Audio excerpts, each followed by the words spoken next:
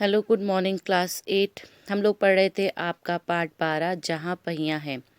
इसके चौथे भाग पे हमने यहाँ तक पढ़ लिया था कि लेखक बोलता है, मैंने एक 22 वर्षीय लड़की देखी जिसका नाम था मनोरमनी।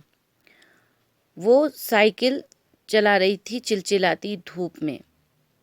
उसने मुझे ये बताया कि हमारा इलाका मुख्य शहर से कटा हुआ है। आज इसके आगे हम लोग पढ़ेंगे 5वां भाग। देखिए, यहाँ जो साइकिल चलाना जानते हैं उनकी गतिशीलता बढ़ जाती है। उसने बोला यहाँ पर जो साइकिल चलाना जानते हैं उनकी स्पीड बढ़ जाती है। साइकिल चलाने में बहुत निश्चित आर्थिक निहितार्थ थे।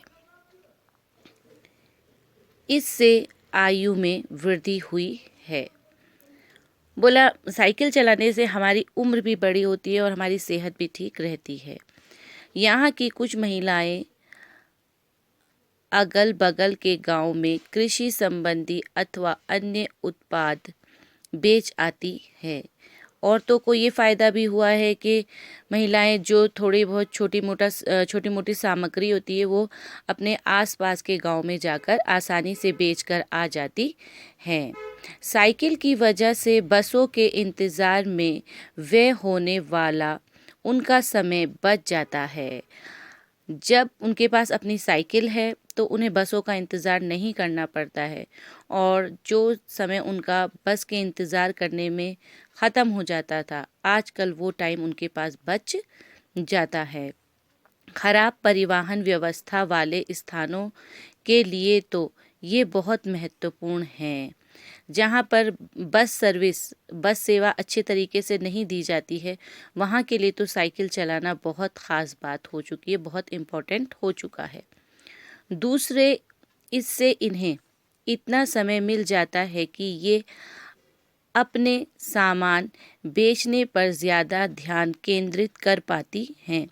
इससे औरतों को ये फ़ायदा भी हुआ है कि वो अपना सामान बेचने में अपना ध्यान ज़्यादा लगा पाती हैं। तीसरे, इससे ये और अधिक इलाकों में जा पाती हैं। एक फ़ायदा इसका ये भी है कि वो ज़्यादा से ज़्यादा इलाकों में अपनी साइकिल को लेकर जा पाती हैं। अंतिम बात ये है कि अगर आप चाहें तो इससे आराम करने का काफ़ी समय मिल सकता है।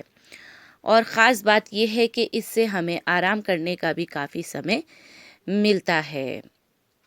देखो, जहाँ पर औरतों को बस का इंतज़ार करना पड़ता था, उनके पास टाइम की कमी होती थी, अब औरतों के आगे वो परेशानियाँ भी नहीं आती हैं। और जिन स्थानों पर उनको पैदल चल के जाना पड़ता था अपना सामान बेचने के लिए, अब साइकिल के साथ उनका समय बच जाता है, उन्हें पैदल नहीं चलना पड़ता, आसानी से अपना सामान लेकर एक जगह से दूसरे जगह तक वो पहुंच पाती हैं, अपने समय को बचा पाती हैं और अपने सामान को बेचने के लिए ज़्यादा से ज़्यादा मेहनत कर पाती हैं। अच्छा, जिन छोटे उत्पादकों को बसों का इंतज़ार करना पड़ता था, बस स्टॉप तक पहुंचने के लिए भी पिता, भाई, पति या बेटों पर निर्भर रहना पड़ता था। वे अपना सामान बेचने के लिए कुछ गिने चुने गांव तक ही जा पाती थी। पहले क्या होता था, औरतों को अपना सामान लेकर अपने पिता, भाई या पति के ऊपर निर्भर रहना पड़ता था, डिपेंड रहना पड़ता था कि ये सामान लेकर मेरे साथ बस स्टेशन तक जाएं तो मैं अपना सामान लेकर गांव-गांव में जाऊं। और वो भी गांव में भी कुछ निश्चित गांव होते थे जिसमें जाकर वो अपना सामान बेच पाती थी। हर जगह पहुंचना मुश्किल था क्योंकि, ठीक है ना। कुछ को पैदल ही चलना पड़ता था। जिनके पास साइकिल नहीं है वे अब भी पैदल ही जाती हैं और कुछ औरतें अभी भी ऐसी हैं जिनके पास साइकिल नहीं है, वो अपना सामान लेकर आज भी पैदल जाकर बेचा करती हैं। फिर उन्हें बच्चों की देखभाल के लिए या पीने का पानी लाने जैसे घरेलू कामों के लिए भी जल्दी ही भागकर घर पहुंचना पड़ता था। इसके अलावा अपना घरेलू काम करने के लिए घर में बच्चों की देखभाल करना, खाना बनाना, ये सब काम करने के लिए भी उन्हें जल्दी जल्दी वापस आना पड़ता था। तो यहाँ तक हम इसका आज रखेंगे।